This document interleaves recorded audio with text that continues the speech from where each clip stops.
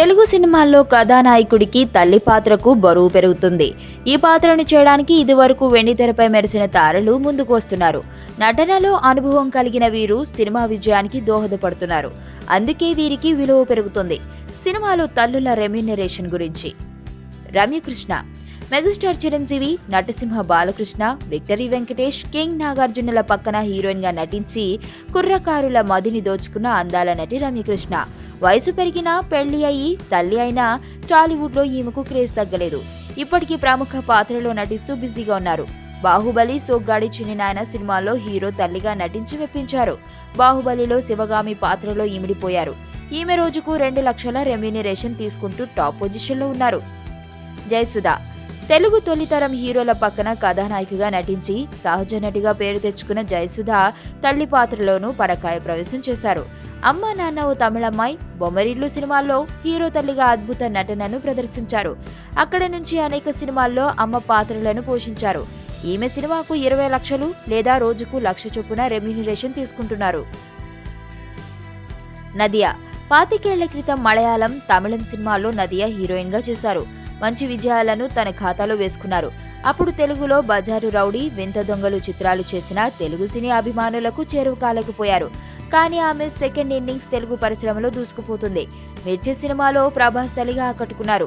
అత్తారింటికి దారేదిలో title role పోషించారు. ఇలా Bruce Lee ఆ సినిమాల్లో కీలక పాత్రలో కనిపించారు. ఈమె రోజుకు 2 లక్షల చొప్పున రెమ్యూనరేషన్ అందుకుంటున్నారు. రేవతి, సీనియర్ నటి రేవతి దక్షిణాది భాషలతో పాటు హిందీలోనూ నటించారు. సినిమాలకు దర్శకత్వం వహించడంతో పాటు బుల్లితెరలోనూ అనేక కార్యక్రమాలు చేశారు. ఆమె నటనకు స్కోప్ ఉండే పాత్రలనే ఎంచుకుంటుంది. ఈ మధ్య తెలుగులో లోఫర్ సినిమాలో మెగా ప్రిన్స్ వరుణ్ తేజ్ కి తల్లిగా నటించారు. బ్రహ్మోత్సవం చిత్రంలో సూపర్ స్టార్ అమ్మగా మెప్పించారు. రేవతి సినిమాకు 15 నుండి 20 లక్షల రెమ్యూనరేషన్ అందుకుంటున్నారు. మధుబాల, రోజా సినిమాతో అందరికీ పరిచయమైన హీరోయిన్ మధుబాల. బాలీవుడ్ లో అనేక హిట్ సినిమాలు చేసింది. తెలుగు, తమిళ సినిమాల్లోనూ కథానాయికగా నటించింది. ఈమె ప్రస్తుతం తల్లి పాత్రల ద్వారా రీ ఎంట్రీ ఇచ్చింది. సూర్య వర్సెస్ సూర్య సినిమాలో నిఖిల్ కి అమ్మగా చక్కని నటన ప్రదర్శించింది. ఈమె రోజుకు 75,000 చొప్పున తీసుకుంటోంది.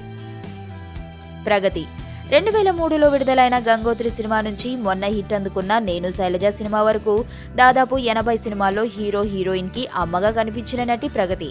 ఈమె రోజుకు 40,000 అందుకుంటున్నారు. గతంలో ఈమె 6 తమిళ సినిమాల్లో హీరోయిన్ గా నటించారు. వీరితో పాటు అలా మొదలైంది సినిమాతో అమ్మ పాత్రలో కనిపించిన రోహిణి రోజుకు 50 నుండి 60,000 అందుకున్నారు. అలాగే సన్ ఆఫ్ సత్యమూర్తి, రేసు గుర్రం సినిమాల్లో తల్లిగా నటించిన పవిత్ర లోకేష్ రోజుకు 50 నుండి 60,000 తీసుకుంటున్నారు.